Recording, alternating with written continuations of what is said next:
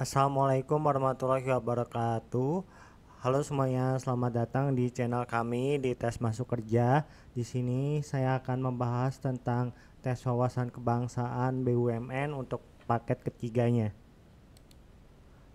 Oke, silakan teman-teman mengerjakan terlebih dahulu.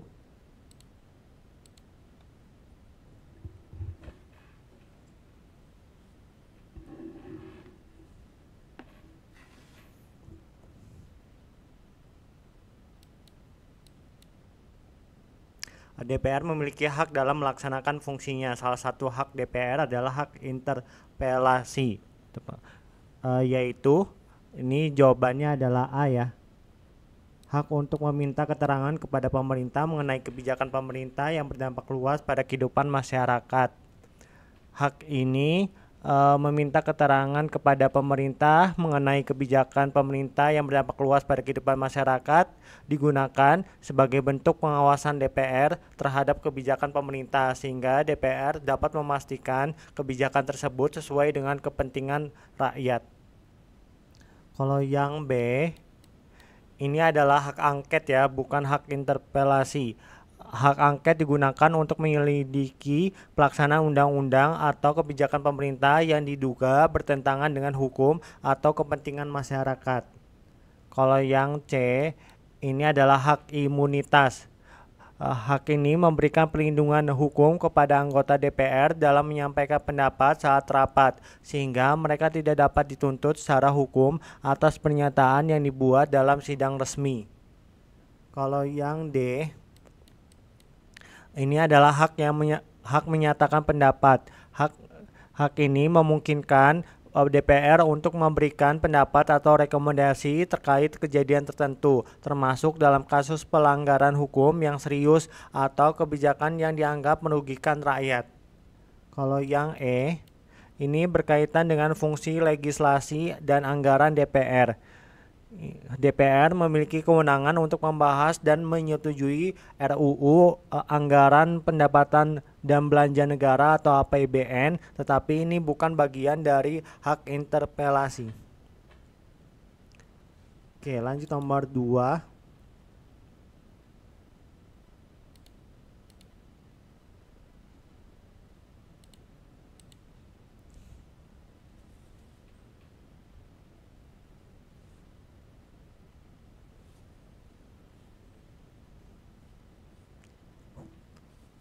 Konstitusi terbagi menjadi konstitusi tertulis dan tidak tertulis. Yang termasuk contoh konstitusi tidak tertulis adalah, ini jawabannya A ya, pidato presiden setiap tanggal 16 Agustus.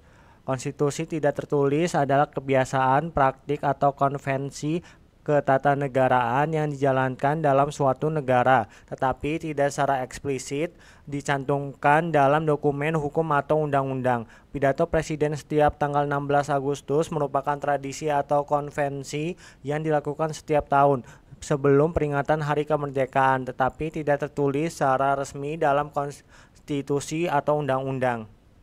Kalau yang B, salah, karena pemilu diatur secara jelas dalam UUD 1945 pasal 22E dan berbagai undang-undang seperti UU Pemilu ini adalah bagian dari konstitusi tertulis. Kalau yang C, ini salah karena tata cara pelantikan presiden dan wakil presiden diatur dalam UUD 1945 pasal 9. Ini termasuk dalam konstitusi tertulis. Kalau yang D, ini salah ya karena otonomi daerah diatur dalam UUD 1945 pasal 18 dan UU tentang pemerintahan daerah. Ini termasuk dalam konstitusi tertulis. Kalau yang E juga salah karena hak asasi manusia dijamin dalam UUD 1945 bab 10A pasal 28A sampai 28J dan juga diperkuat dalam UU nomor 39 tahun 1999 tentang hak asasi manusia. Ini merupakan bagian dari konstitusi tertulis. Oke, lanjut nomor 3.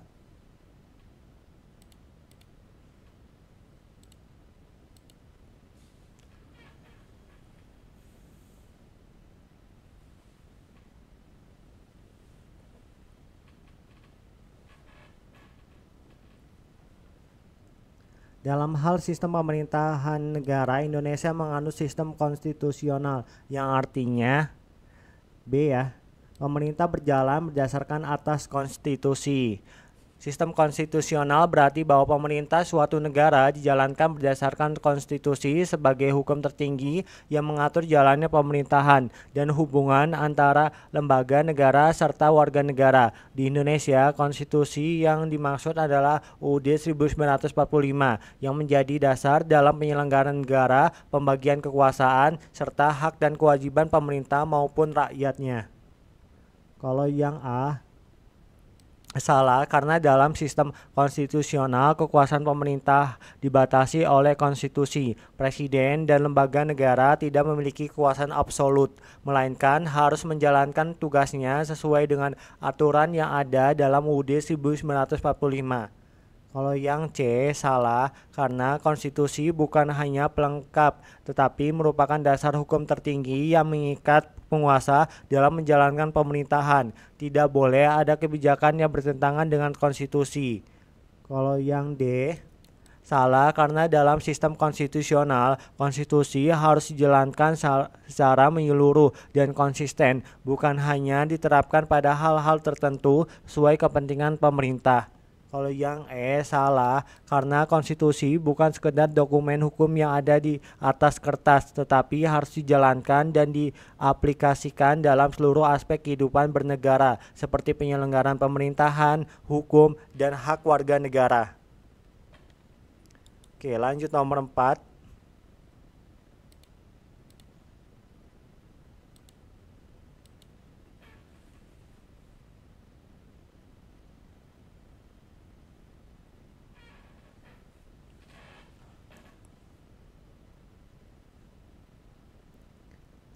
Negara yang berkedaulatan rakyat berdasar atas kerakyatan dan permusyawaratan perwakilan merupakan pokok pikiran pembukaan UUD Negara Republik Indonesia 1945 yang mengandung arti B ya.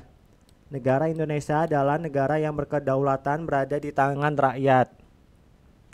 Pokok pikiran dalam pembukaan UUD yang menyatakan bahwa negara berkedaulatan rakyat berdasarkan atas kerakyatan dan permusyawaratan perwakilan. Berarti bahwa kekuasaan tertinggi berada di tangan rakyat. Dalam sistem ini, rakyat memilih wakil-wakilnya untuk duduk dalam lembaga perwakilan seperti DPR dan MPR guna menjalankan pemerintahan yang sesuai dengan prinsip demokrasi. Hal ini sejalan dengan pasal 1 ayat 2 UUD 1945 yang menyatakan bahwa kedaulatan berada di tangan rakyat dan dilaksanakan menurut Undang-Undang Dasar. Kalau yang A, salah, karena ini lebih berkaitan dengan pokok pikiran pertama dalam pembukaan UUD 1945, yaitu negara berdasarkan ketuhanan yang Maha Esa, bukan tentang kedaulatan rakyat. Kalau yang C, salah, karena ini lebih berkaitan dengan asas gotong royong dan persatuan yang termasuk dalam pokok pikiran persatuan dalam pembukaan UUD 1945. Kalau yang D, salah, karena ini lebih berkaitan dengan pokok pikiran keadilan sosial yang menekankan pentingnya kesejahteraan dan pemerataan hak bagi seluruh rakyat Indonesia. Kalau yang E, salah, karena ini lebih berhubungan dengan prinsip hak asasi manusia yang dijamin dalam pasal-pasal UUD 1945, tetapi bukan inti dari konsep kedaulatan rakyat dan permusyawaratan perwakilan. Oke, lanjut nomor 5.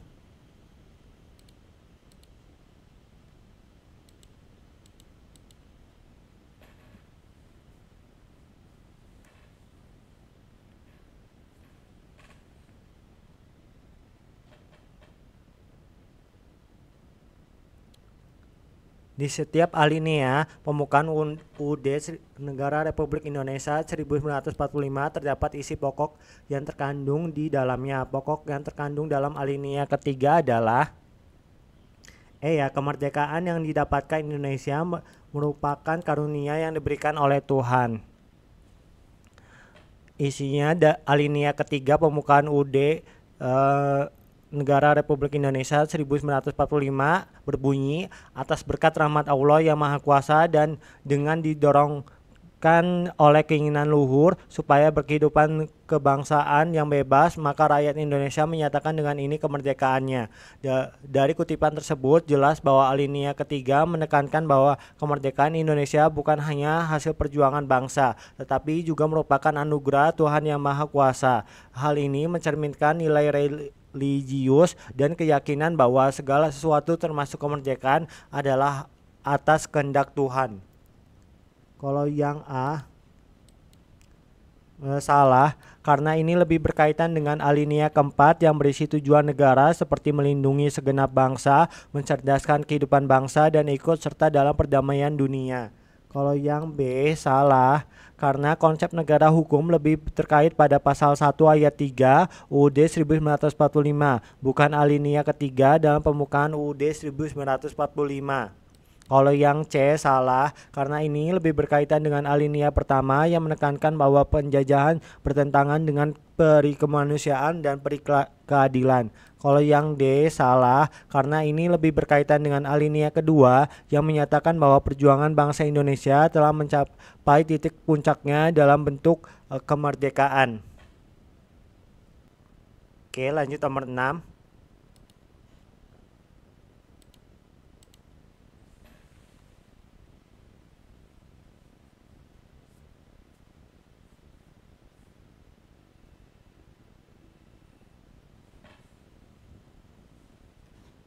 Di awal masa pendudukannya, Jepang berusaha menarik simpati rakyat Indonesia dengan melakukan beberapa hal kecuali ini ya, membuat kongsi dagang untuk mengendalikan harga rempah-rempah. Pada awal kependudukannya di Indonesia, Jepang berusaha menarik simpati rakyat dengan berbagai cara agar tidak mendapat perlawanan. Mereka melakukan propaganda yang menggambarkan Jepang sebagai saudara tua yang akan membebaskan Indonesia dari penjajahan Belanda. Namun, Jepang tidak membentuk kongsi dagang untuk mengendalikan harga rempah-rempah. Sebaliknya, mereka justru memanfaatkan sumber daya Indonesia untuk kepentingan perang, bukan untuk kepentingan ekonomi rakyat Indonesia. Kalau yang A itu benar ya. Jepang melarang penggunaan bahasa Belanda karena ingin menghapus pengaruh Belanda di Indonesia. Sebagai gantinya, bahasa Indonesia justru diperbolehkan dan didorong untuk digunakan dalam kehidupan sehari-hari. Kalau yang B juga benar. Pada awalnya, pendudukan Jepang sempat mengizinkan pengibaran bendera merah putih sebagai bagian dari strateginya untuk menarik simpati rakyat Indonesia. Namun kebijakan ini kemudian berubah seiring meningkatnya kendali Jepang terhadap Indonesia. Kalau yang C benar, Jepang sempat mengizinkan lagu Indonesia Raya dinyanyikan untuk menarik simpati rakyat. Namun dalam perkembangannya, kebebasan ini semakin dibatasi seiring dengan kebijakan militer Jepang yang semakin ketat. Kalau yang D itu benar, Jepang melakukan propaganda gerakan 3A yang berisi Jepang Pemimpin Asia, Jepang Pelindung Asia, Jepang Cahaya Asia. Propaganda ini bertujuan untuk menunjukkan bahwa Jepang hadir sebagai pembebas, bukan penjajah, meskipun kenyataannya mereka tetap mengeksploitasi Indonesia. Oke, lanjut nomor 7.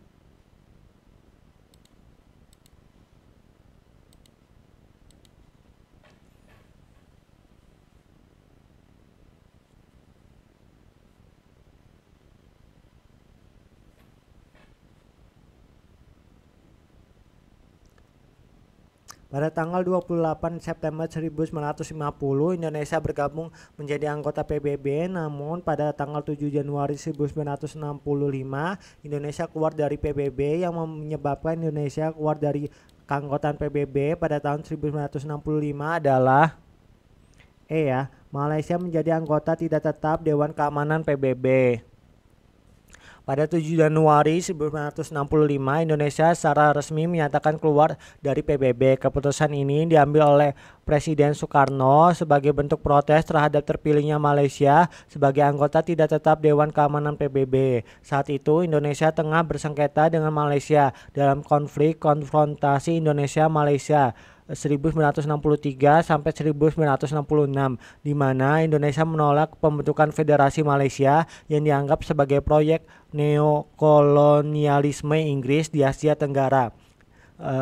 Soekarno menganggap keberadaan Malaysia di Dewan Keamanan PBB sebagai bentuk keberpihakan PBB kepada Malaysia dan Inggris, sehingga ia memilih untuk menarik Indonesia dari organisasi tersebut. Namun, setelah kepemimpinan berganti pada 28 September 1966, Indonesia kembali menjadi anggota PBB di bawah pemerintahan Soeharto.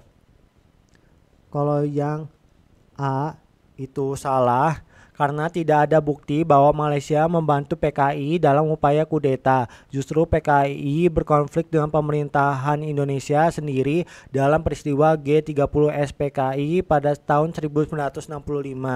Kalau yang B salah, meskipun Indonesia menentang pembentukan Federasi Malaysia pada tahun 1963, hal ini bukan penyebab langsung keluarnya Indonesia dari PBB. Kalau yang C salah karena tidak ada perebutan wilayah Indonesia oleh Malaysia. Konflik lebih berkaitan dengan klaim wilayah yang sebelumnya dikuasai Inggris di Kalimantan Utara. Kalau yang D salah, justru Indonesia yang mengambil langkah agresif dalam konfrontasi dengan Malaysia, termasuk dengan aksi militer di perbatasan Kalimantan. Hubungan diplomatik pun memburuk, tetapi Malaysia yang memutuskannya. Tapi bukan Malaysia yang memutuskannya. Oke, lanjut nomor 8.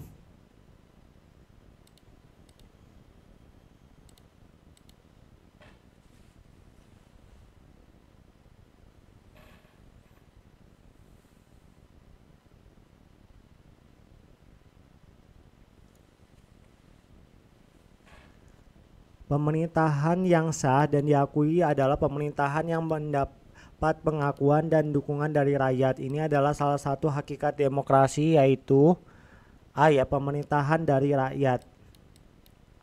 Demokrasi memiliki prinsip utama bahwa pemerintah berasal dari rakyat, yang berarti kekuasaan dan legitimasi pemerintahan berasal dari rakyat itu sendiri. Dalam sistem demokrasi, pemimpin dipilih melalui mekanisme pemilihan umum, dan pemerintah hanya sah jika mendapat pengakuan dari dan dukungan dari rakyat. Konsep ini sesuai dengan prinsip demokrasi yang dirumuskan Abraham Lincoln, yaitu government of the people, by the people, for the people. Pemerintahan dari rakyat, oleh rakyat, untuk rakyat. Dalam konteks soal pemerintahan yang sah dalam pemerintahan yang mendapat pengakuan dan dukungan dari rakyat, sehingga yang paling tepat adalah pemerintahan dari rakyat, karena pemerintah berasal dari rakyat melalui pemilihan umum atau mekanisme lainnya. Kalau yang B salah, karena pemerintahan oleh rakyat lebih menekankan bahwa rakyat ikut serta dalam menjalankan pemerintahan, seperti melalui perwakilan dalam lembaga legislatif atau partisipasi dalam pengambilan keputusan. Kalau yang C salah, karena pemerintah untuk rakyat menekankan bahwa kebijakan yang dibuat pemerintah harus berpihak kepada kepentingan rakyat. Namun ini tidak langsung menjelaskan asal legitimasi pemerintahan. Kalau yang D salah, karena netralitas pemerintah bukan merupakan hakikat utama demokrasi. Meskipun idealnya pemerintahan demokratis harus adil dan tidak memihak kelompok tertentu. Kalau yang E salah, karena transparansi merupakan salah satu prinsip penting dalam demokrasi, tetapi bukan hakikat utama yang menjelaskan mengapa pemerintahan dianggap sah dan diakui. Oke, lanjut nomor 9.